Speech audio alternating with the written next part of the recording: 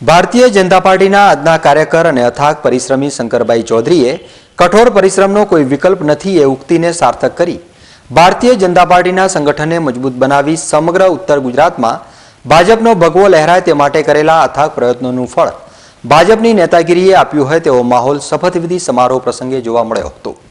શંકરભાઈ ચૌધરીએ તાજેતરની લોકસભાની ચૂંટણીમાં ઉત્તર ગુજરાતની તમામ સીટોની જવાબદારી સાથે પાટણ સીટના વાલી તરીકેની વિશેષ કામગીરી સંભાળી હતી અને બનાસકાંઠા બેઠકમાં પણ વિવિધ જગ્યાએ પદયાત્રાઓ દ્વારા હજારો કાર્યકરોને સાથે લઈને ચૂંટણીના માહોલને બરકરાર રાખી પોતાની વાવ વિધાનસભા સીટ પર ભાજપને જંગી લીડ અપાવવામાં સફળ રહ્યા હતા। વળી રાજસ્થાન વિધાનસભાની ચૂંટણીમાં પણ મારવાડ પટ્ટાની 33 વિધાનસભા સીટોની જવાબદારી તેમના સિરે હતી, જેમાંથી 30 સીટો પર ભાજપના જ્વલંત વિજય માટે તેઓ નિમિત્ત બન્યા હતા। વાવ વિધાનસભામાં ધારાસભ્ય તરીકે ચૂંટાયા બાદ છેલ્લા 1.5 વર્ષમાં વિકાસના કામો થકી વાવ વિસ્તારની કાયાપલટ કરવાનો શ્રેય તેમને જાય છે તેવા ઉત્સાહી ધારાસભ્ય શંકરભાઈ ચૌધરીએ વાવ અને બાબર બંને તાલુકાઓમાં કાર્યાલયો શરૂ કરી પ્રજા સાથે જીવંત સંપર્ક રાખી વિકાસ કામોને વેગ આપ્યો છે। આ વિસ્તારના પ્રાણ પ્રશ્ન સમા પીવાના પાણીની સમસ્યાને પ્રાથમિકતા આપી તેમણે 63 ગામોમાં ઊંચી ટાંકી, સંપ અને પાઇપલાઇનો દ્વારા વ્યવસ્થા ગોઠવી છે।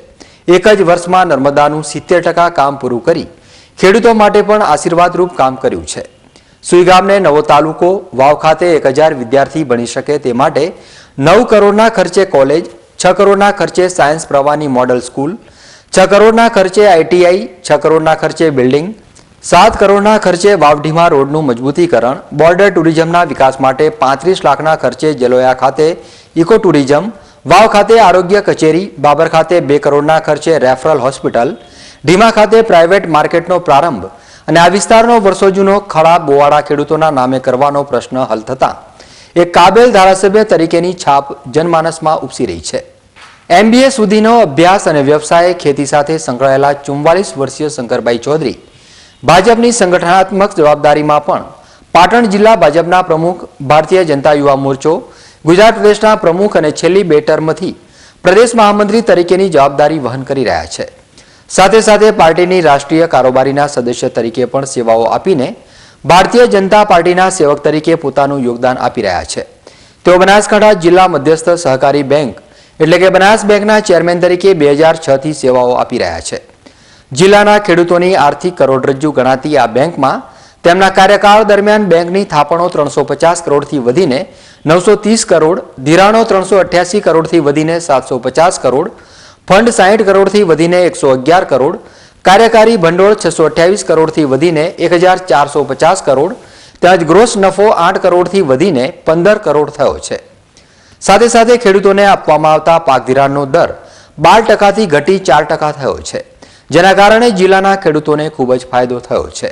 બનાસ બેંકની સ્થાપનાના 55મા વર્ષે બેંકની મુખ્ય કચેરી માટે અદ્યતન બનાસ ભવનનું નિર્માણ પણ તેમના કાર્યકાળ દરમિયાન થયું છે, જેનું લોકાર્પણ પણ તાત્કાલિન મુખ્યમંત્રી નરેન્દ્રભાઈ મોદીના વરસ હસ્તે થયું હતું।